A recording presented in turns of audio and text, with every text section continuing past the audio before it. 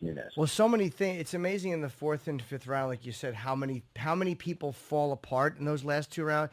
Like I thought Aldo, I thought Frankie Edgar was doing so well. I mean, he's just such a tireless striker. And then it just seemed like in the last two rounds, I don't know if he ran out of gas, but it just seemed like a lot of his punches were missing and a lot of his kicks weren't landing. And Aldo just surprisingly seemed to be have a little bit better wind in those last two rounds. Yeah, you wondered for that fight, right? Was Frankie Edgar going to fight the worst or the best Jose Aldo ever? It probably wasn't going to be in the middle. How is he going to recover from that devastating loss to Conor McGregor?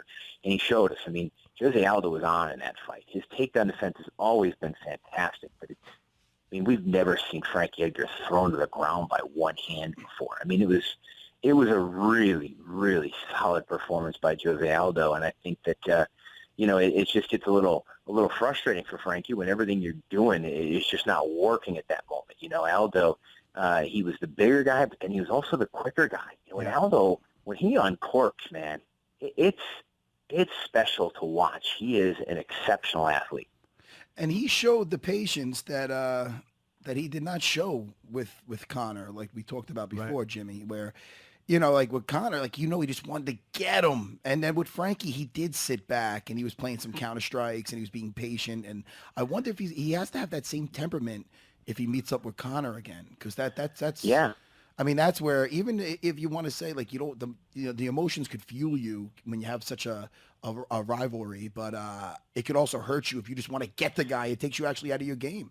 Where he just lunged in at the elite him. level. Yeah, exactly. The elite level, there's really no place for it.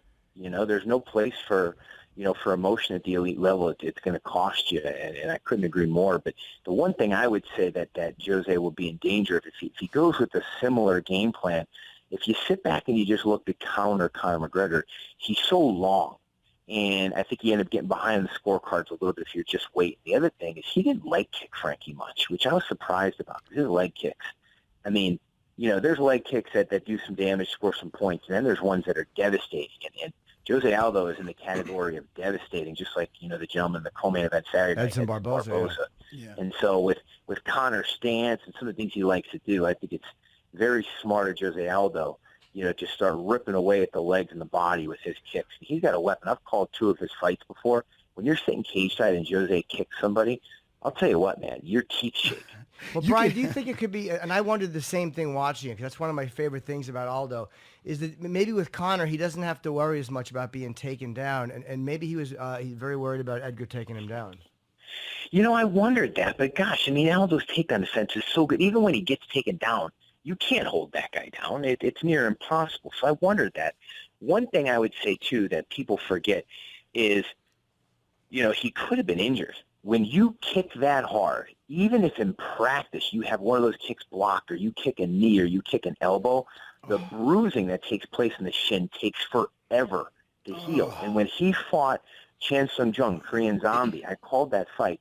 He kicked him, and he had a kick partially blocked. And he said after the fight he thought he broke his foot. He did not kick that guy again for the rest of the fight until Jung's shoulder popped out. His shoulder popped out, and then Aldo went high and kicked the shoulder a couple times and kicked the arm, to finish him off. So I wonder if Aldo maybe hurt his foot or his shin in training at all, and if that was a factor, or if it was just, hey, I don't need to kick. The front of the takedown was enough to keep him from kicking, because, while his takedown defense is great, Edgar's fantastic at catching kicks and converting them to takedowns.